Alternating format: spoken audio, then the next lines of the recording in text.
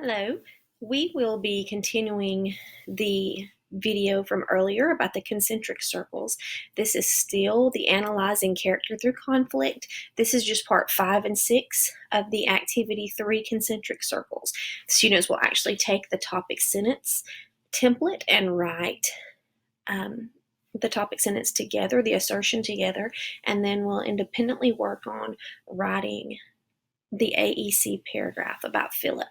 So this is 7th grade English, 4th 9 weeks. The novel is The Cave. And I know that during the first 9 weeks, you talked about what an AEC paragraph was. And I kind of wanted to give you a background and kind of expand on that just a little. When I was at a fall workshop with A+ several years ago, I learned about color coding the AEC paragraph, and that was very beneficial, not just for me, but for my kids. So the assertion, which you talked about on day 1, is your topic sentence.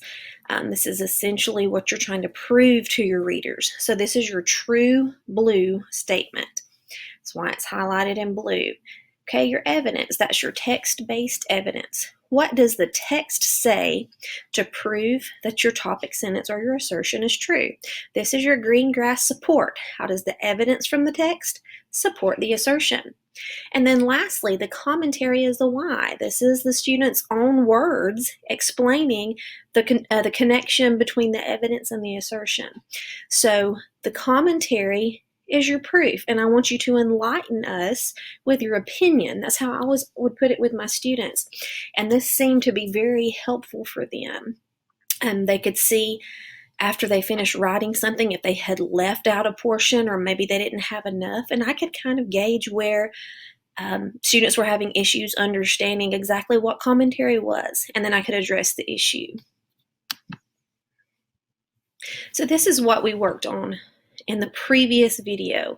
You did steps 1 through 4 and got a glimpse of the topic sentence template, which will be the assertion that they will write in groups. And then you will see that students are going to write a paragraph, which will be in the AEC format, talking about, let me move my screen, talking about Philip's change as a result of all the conflicts that he faced. And this could be done by the passage as mentioned here, or this might be something you want to do as a summative assessment when all of the passages have been completed.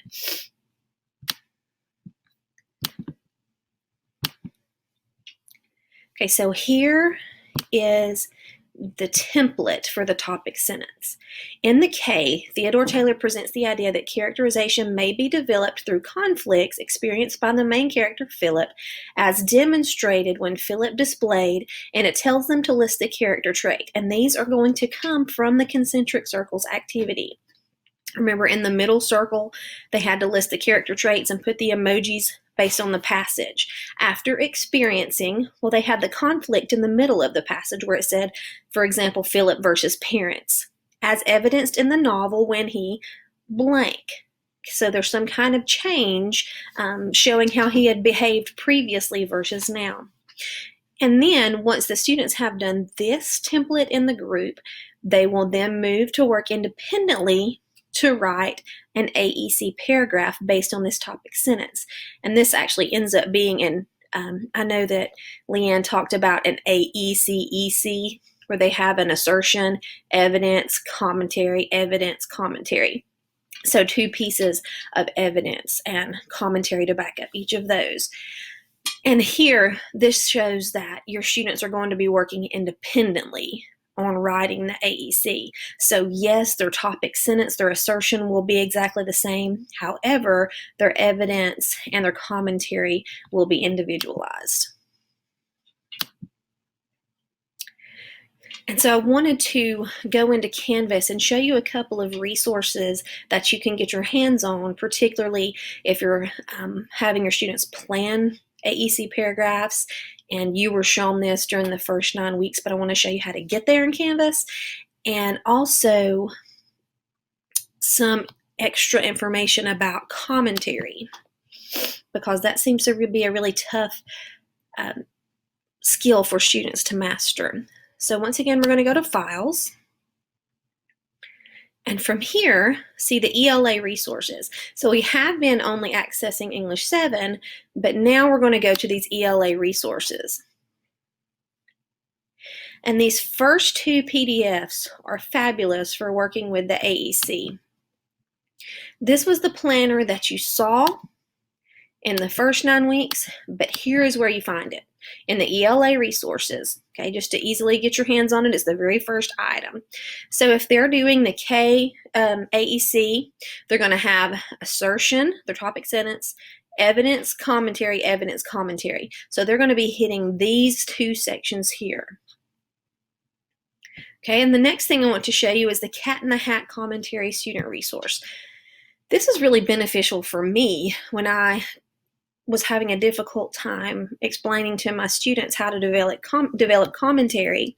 And this goes through and explains what commentary is not. And so the next year, I decided that I was going to put this resource in the hands of my students.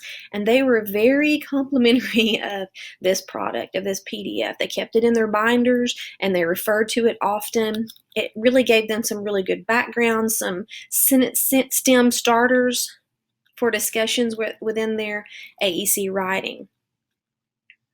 It even has an example with the color coding involved. So this is a great resource, not just for you, but for your students. Just wanted to show you where those were located. Okay, so let's look at this first example. And I want you to pause it for a moment, and I want you to read through it, and I want you to think about whether you think this has an assertion, evidence, commentary, evidence, commentary. Okay, here you're going to see this is the student's assertion. It goes on to say that Philip was sorrowful and that he had confidence after Timothy died.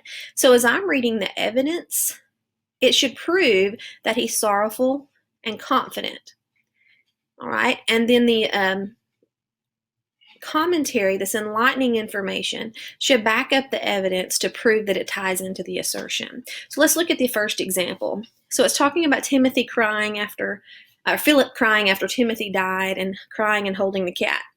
And then he goes on to say that Philip was sorrowful when he cried over Timothy and felt sad for how he had treated Timothy earlier in the book. So that's definitely showing sorrow, grieving after someone has passed away. So the second piece of evidence needs to talk about confidence, since this one already mentioned sorrow.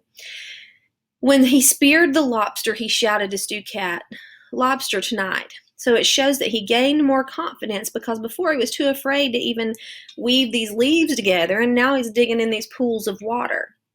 So I thought that this student did a nice job of tying in the evidence to the assertions. So is it perfect? No, but it's definitely an improvement from the first 9 weeks.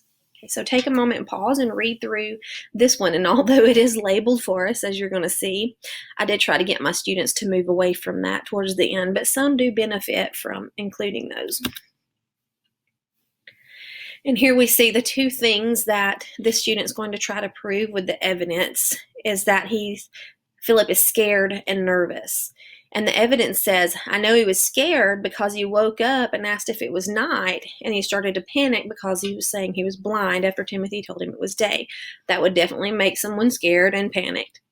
And then if you look at the commentary, it talks about how he knew he was scared because he couldn't see if he was near danger, and he couldn't even see Timothy, the one who's providing his protection during this time.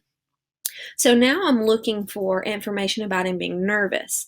So if you move down into the second piece of evidence, he was nervous when he fell off the raft because he thought something brushed against his leg, and he didn't even know which way to go because he was blind, even though he knew how to swim. And it was actually a shark after him. And so down here, the commentary says, I know he's nervous because he's in the water with this shark, and he's afraid he's going to get eaten, and he can't fight it off. So they did prove, in their own words, this is their opinion of how this evidence ties into the assertion. Okay, I have one more student example. So pause and take a moment to read through this. And here's our assertion. When the hurricane hit the island, Philip was left petrified and grieving. So the two things in the evidence that I'm going to be looking for would be petrified and grieving. And this piece of evidence, when the storm hit the island, the only thing keeping him safe from the raging whitecaps, the rain jabbing like punches of a nail, and the wind was Timothy and a rope that tied them to a coconut tree. Okay, so this is their piece of evidence to show that he was here petrified, which they mention in the commentary. He was petrified because he could have lost his life at any second in the storm.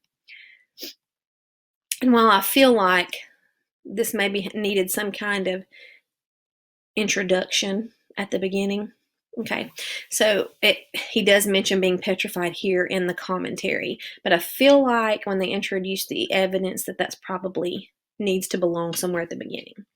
All right, after the storm, Philip was grieving. That was the second word. When Timothy lost his life to the storm and stayed there beside him for a long time, very tired, thinking he should have taken me with him wherever he had gone. So this is talking about how he was grieving because Timothy died. Now he's left alone all on the island, and he thought he should have gone with him. So he did a pretty good job tying in his evidence to the assertion. Hopefully, seeing these student work samples at the end of the fourth 9 weeks will be beneficial as your students move into developing their own AEC paragraphs, and as you venture off into this new experience of teaching this type of writing that's such a foundational skill